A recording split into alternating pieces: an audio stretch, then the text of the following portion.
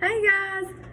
So I wanted to come on here and further explain the whole iambic pentameter, the iambic pentameter concept. And it is a really difficult concept to wrap your brain around, but hang with me. You will hear this again every time you have to ever read Shakespeare. This may be the only time that you have to read Shakespeare, but if you go to college and you take an English class, then you will hear this again, I guarantee you. So, if you don't understand it right away, don't panic. Reach out to me on Canvas, and I will help you. So, the first thing you have to understand iambic pentameter is syllables. So, let's start off at the main bottom and work our way up. So, syllables. There are one-syllable words. A syllable is just, let me back up. A syllable is just, a beat in a word. That's the easiest way I know how to explain it. That's what I think about when I think of syllables. A beat in a word. So music has beats. Beats in the music. So do words. There's one syllable words. For example, cat, dog, house, mouse. There's a million other one syllable words. In order to find how many syllables a word has, there's all kinds of different things you can do. You can clap while you say the word. Matthew. School only has one. Universal has 4. Or you can also put your hand under your chin, and however many times your mouth opens is however many syllables the word has. So first, get yourself really comfortable with syllables. How many syllables does your name have? Sorry. My name's Morgan, so Morgan. My name has 2 syllables.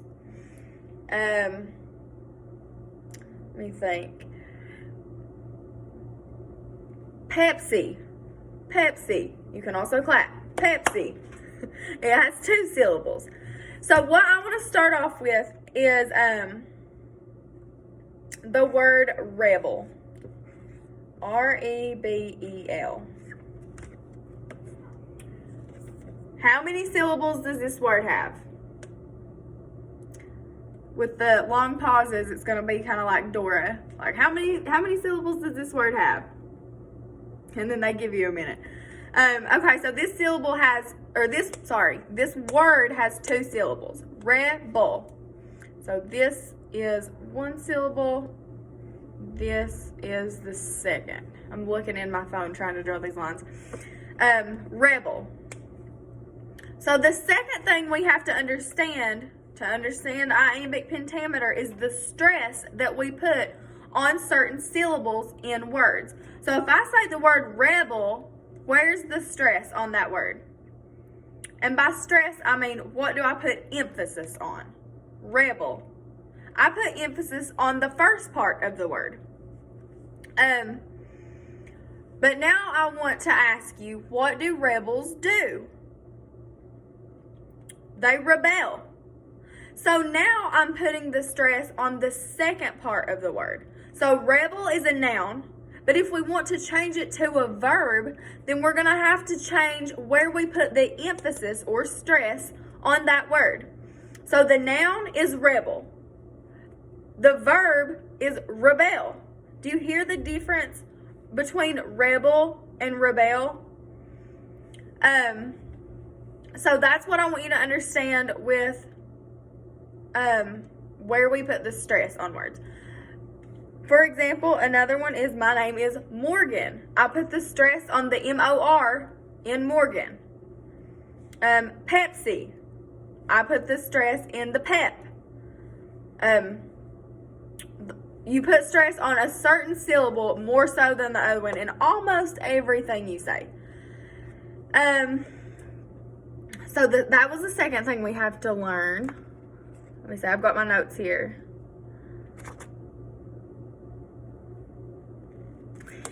All right, now let's get to the iambic pentameter. Now we've done the pre-teaching or pre-learning. Now we're going to get to iambic pentameter. Now, Iambic pentameter is just a line of poetry that is made up of 5 iambs. Okay, and an iamb is just a metrical foot made up of 2 syllables. Okay, it doesn't have to be one word made up of 2 syllables. It can be the end of one word and the beginning of another word. But it's just 2 syllables. And the first one is unstressed and the second one is stressed. So if we have rebel and rebel, rebel is going to be the metrical foot because it has to be unstressed, then stressed. So I am going to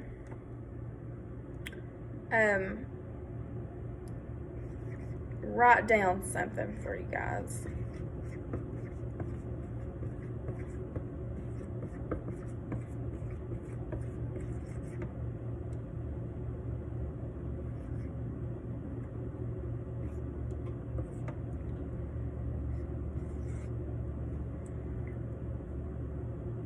Let me look at my notes.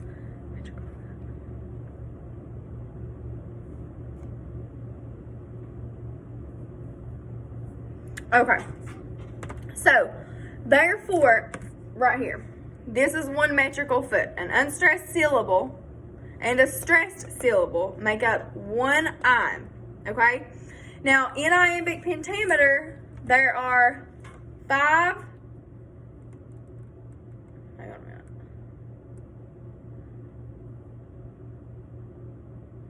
There's 10 syllables in iambic pentameter.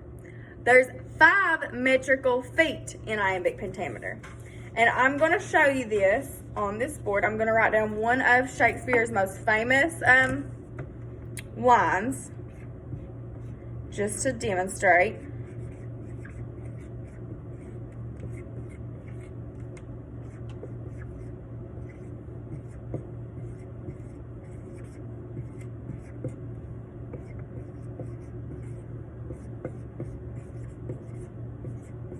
So now we're going to do this. We are going to find the metrical feet in this line. So this is a line that Shakespeare actually wrote. If music be the food of love, play on. So you can think about it like this. You can say, like if you got a text message, you don't know how that person is trying to say those words in that text message. That's why we're learning this, really. So Shakespeare wrote all of his works in iambic pentameter so people could understand how they were meant to be read or performed. So let's look at this. The rhythm of this line goes da-da, da-da, da-da, da-da, da-da. If music be the food of love, play on. I don't know if you guys can hear that or not, but that's the beat, that's the rhythm of this line. So, if mu. So, we're going to unstress the if and stress the mu because it has to be unstressed syllable versus stressed syllable. So, if mu, that is 1 metric foot in poetry. If mu, zic be, so that's 2. The food, that's 3. Of love, that's 4. And then play on is 5. So we have to say each one of these iambic feet, unstressed, then stressed. So let's do it and do it with me. If mu, zic be, the food of love, play on. So you have to read Shakespeare kind of like that. And that's how he would want us to read his plays. So that is a little bit more on an iambic pentameter. And there are tons of resources out there, like Google iambic pentameter, and all kinds of stuff comes up. Or you can also watch this video over and over and over until you understand it. One more thing that I wanted to touch on is why we teach iambic pentameter. And I've kind of already said this a little bit, but I'm going to just further stress my point. So it helps us understand Shakespeare on a deeper level, first of all. And it helps us further appreciate Shakespeare and all of his works. Because he had to take the time to sit down and be like, okay, this word works here. Furthermore, he had to sit down and take the time to say, this syllable fits here and this one doesn't. So he's written a ton of stuff, a ton of plays, a ton of poetry. In that other video, it was like 300,000 words that they've documented that Shakespeare has written. So it makes me appreciate him more, knowing that he had to sit down and take the time to fit in each syllable where it needs to go. So if you guys need any help, if you need anything at all, reach out to me on Canvas. I will help you in any way that I can. And I hope this video was helpful. Thank you. Bye.